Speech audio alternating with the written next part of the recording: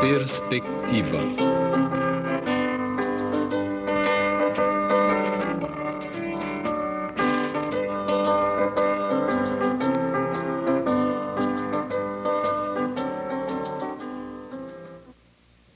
Em nosso estudo de hoje, aprenderemos sobre a graça de Deus e sua relação para com a lei moral, o que nos levará a uma maior compreensão do maravilhoso amor de Deus.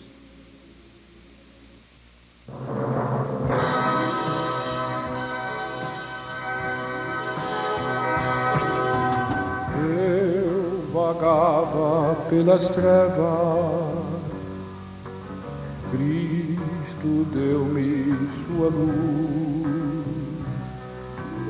Preso estava ao pecado,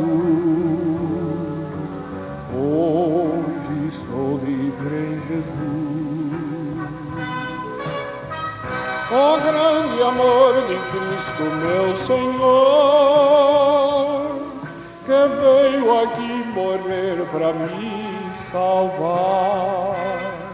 Por toda a vida aqui além do céu, eu sempre vou cantar e com prazer louvar o seu maravilhoso amor. É de Deus o amado Filho e dos anjos o Senhor, como Rei do universo, pode amar o pecador. O grande amor de Cristo, meu Senhor, que veio aqui morrer para me salvar. Por toda a vida aqui além do céu, eu sempre vou cantar e com prazer louvar o seu maravilhoso amor. Eu sempre vou cantar e com prazer louvar o seu maravilhoso amor.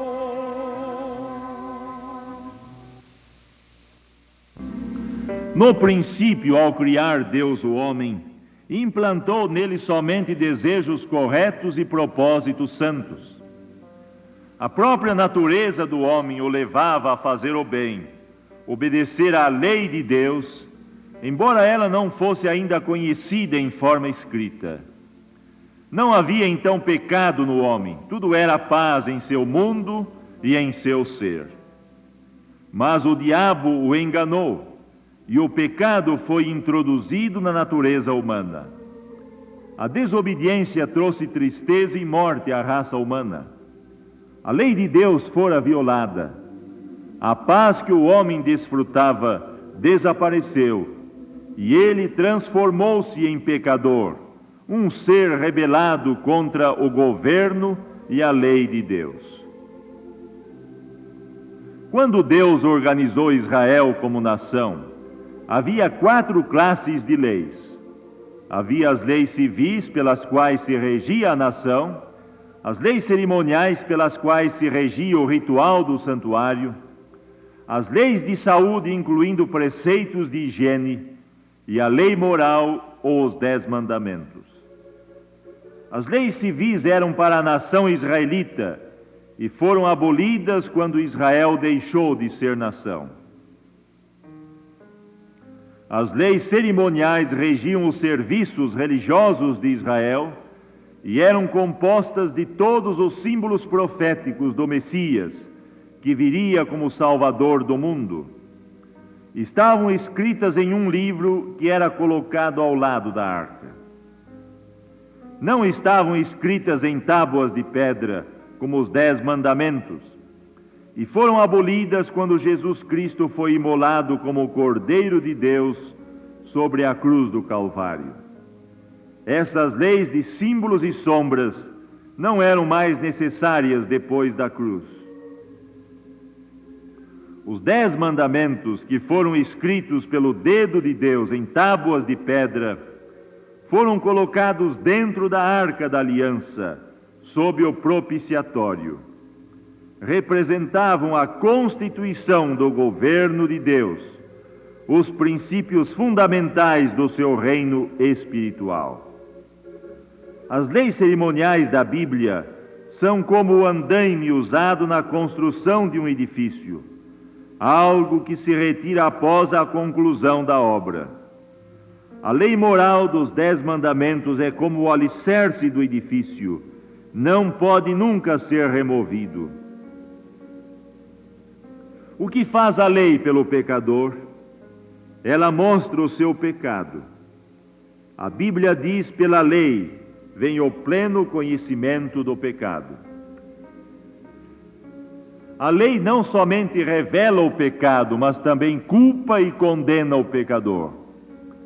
Ora, sabemos que tudo o que a lei diz, aos que vivem na lei o diz, para que se cale toda a boca e todo o mundo seja culpável perante Deus. A lei de Deus é como um espelho espiritual.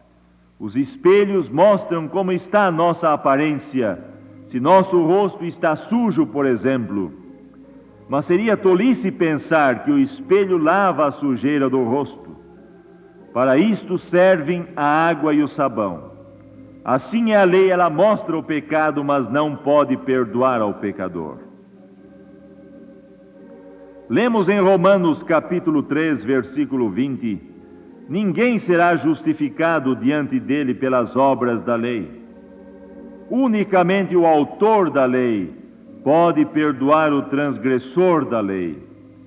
Foi por isto que Cristo veio à terra, para sofrer a culpa do homem que havia violado a lei, a fim de que este pudesse ser perdoado.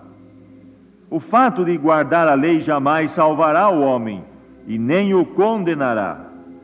Por meio das obras é completamente impossível alguém obter justiça.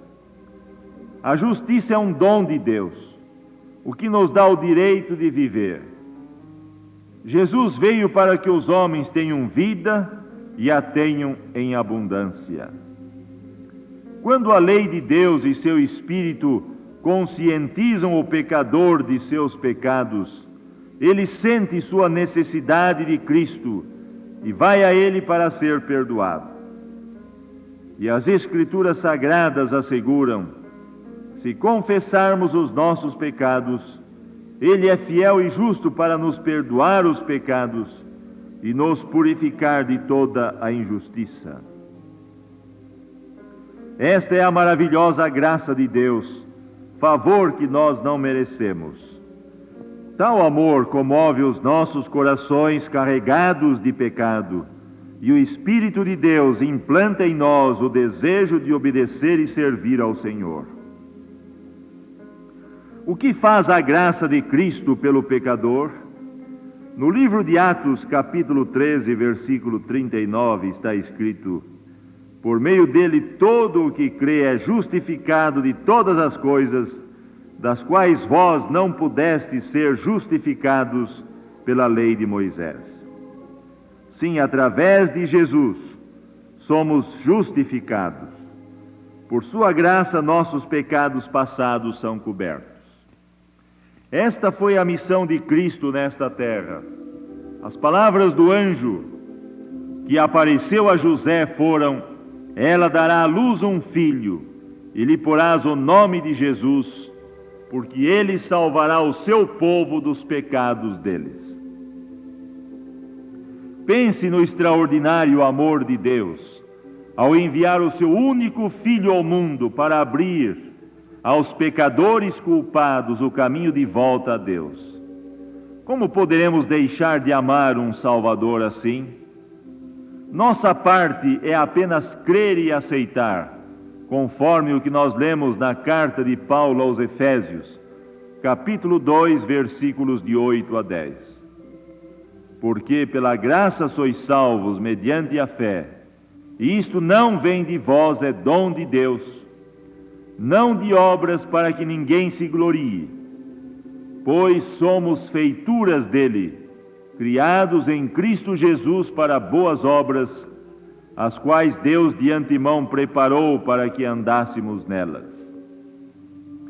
Quando nos tornamos novas criaturas em Cristo Jesus, isto é o resultado do que Jesus opera em nós. Este é o poder da graça de Deus. Afirmou o apóstolo Paulo: pois não me envergonho do Evangelho, porque é o poder de Deus para a salvação de todo aquele que crê. Tendo nossos pecados perdoados e estando anotados nossos nomes como justificados nos registros do céu, obteremos pela fé o poder de Deus para viver em harmonia com a sua santa lei. A vida de Jesus torna-se a nossa vida, e a nova vida que vivemos é mantida pela fé no Filho de Deus. A graça faz o que a lei não pode fazer. A lei mostra nossos pecados, nossa condição de perdidos. A graça paga o preço da culpa, cura as feridas causadas pela desobediência e dá-nos o poder para viver a vida de Cristo. Graça maravilhosa. Graça infinita de terno Deus, graça que salva o vil pecador, oferecida no Gálgota, onde morreu o meu Salvador.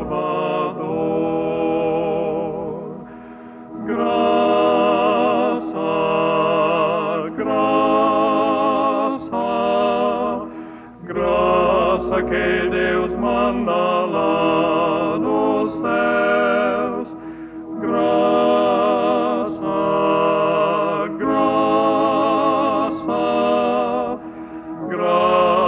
maior que os pecados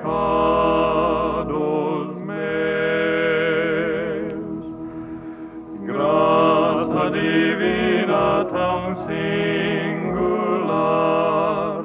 oferecida a todo que crê, tu que desejas sua face ver, vem, pois agora o receber.